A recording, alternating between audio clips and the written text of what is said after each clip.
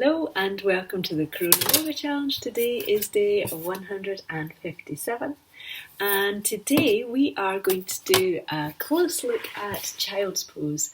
So child's pose is where we're folding in and it's a restful, quiet place. And what we're going to do is different ways that you can adapt it and so that modify it so it feels better for your body, and then different ways that you can vary it for yourself within those variations, if you like. So child's pose, a kind of simple version of child's pose, would just be head down on the floor, elbows a little bit wide, and hips resting back towards the heels. So the first thing that you might want to consider is taking one hand on top of, let's do it this way, one hand on top of the other hand, and then forehead into your hands. Another thing, if you are pregnant or if you don't like having your head down, taking your head into your hands so that your hands are together and your head rests into your hands, and you try and let your head become really, really heavy. This is a really, really good thing to do, particularly if you've got heartburn in pregnancy or if you're just trying not to be too upside down, so helping your baby into a good position. Really important that you're letting the weight of the head come into the hands or into the floor, so that's why we've always got contact with something. Another option is to take a block and to rest your head onto the block. It's all variations depending on how it feels for you when your head is lower down. Another option is to let the hips come up. So sometimes people's knees will have the feeling that they don't want to take the hips back towards their heels or hips, so sometimes just letting the hips stay high is a really good idea. Another couple of options are, here's one I made earlier, a cushion. You can take a cushion behind your hips or behind your knees so that it's quite close in. So sometimes people don't like the feeling of a compression through the back of the knee joint here. So when you are in all fours, put the cushion in, the pillow in, and then come back onto it, so it'll keep that feeling of space through the back of the knees, and then you can come forwards from here. So this can feel really nice. So you could use a much smaller support and just put it behind the knees rather than this great big pillow, but this is what I've got. Another option is to take a block, so either a little one or a big one, and you just set it on your heels and you set your hips down. I think that this can be quite an effective one if your hips don't naturally come back towards your heels, because it gives a feeling of support underneath the hips to release the tailbone down into and the head down in the opposite direction. And then obviously you could choose a bigger block if you preferred. So for me this one is too much and it doesn't feel so good, but everyone's different, so it's important to explore what's going to feel right for you. The next thing that we're going to do is we're going to look at some variations. So I've just showed you with the hands, the elbows bent.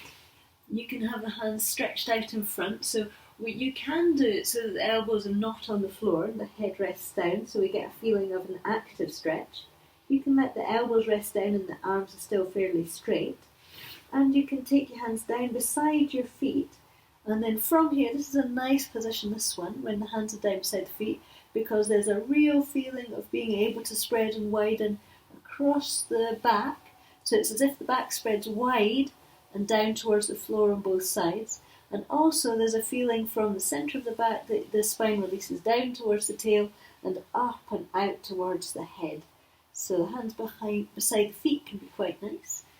Another option is to take the knees wide and the feet close towards one another so that the toes are still touching, and then you can walk yourself out so that you come to rest. It's a little bit like Baddha Konasana or tailor pose, but you can just do child's pose from here, so either with your hands on your head or you can have your hands round onto the back of your body so you can let the hands rest onto the sacrum.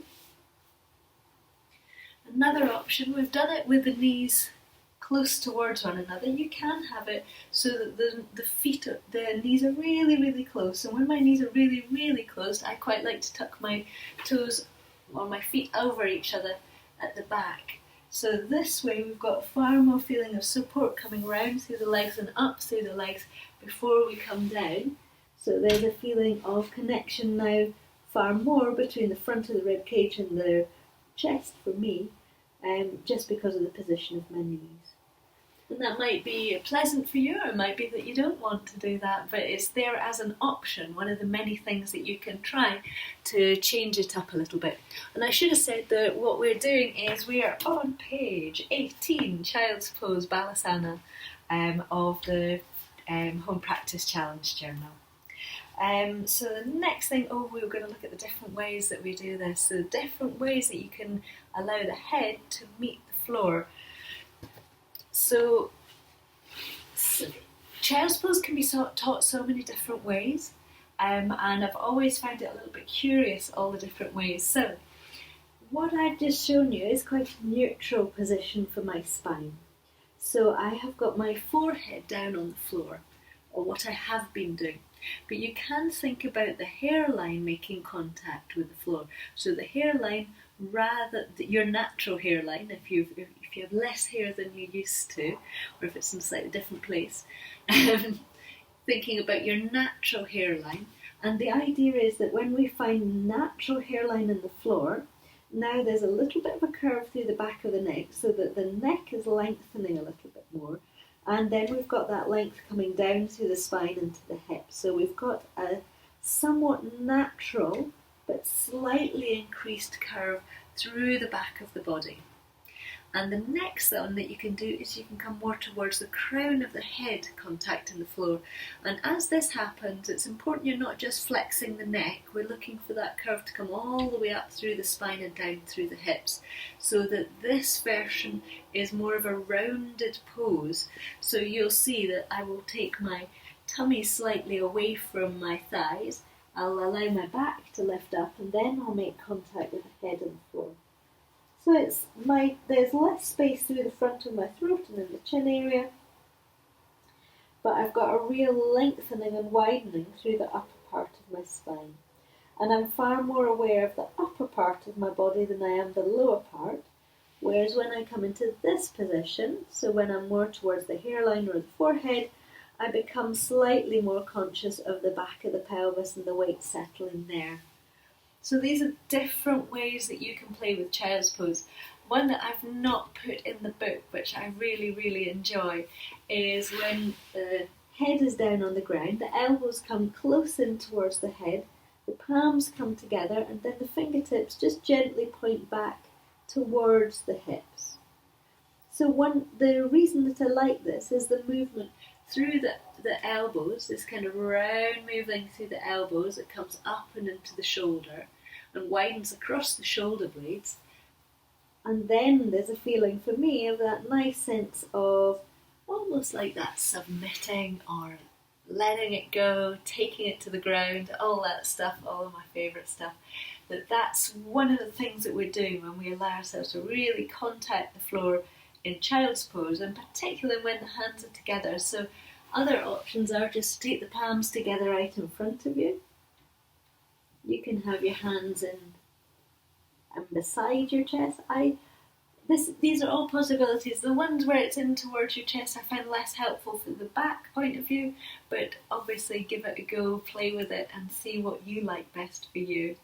I hope these different versions are going to give you enough to be going on with for the rest of your week, because this week your home practice is to play with child's pose and what you can do to enjoy it in different ways and how you can adapt it and just bring it into that little bit of personal practice that you have, so that you feel more at home with it and can explore it at a deeper level.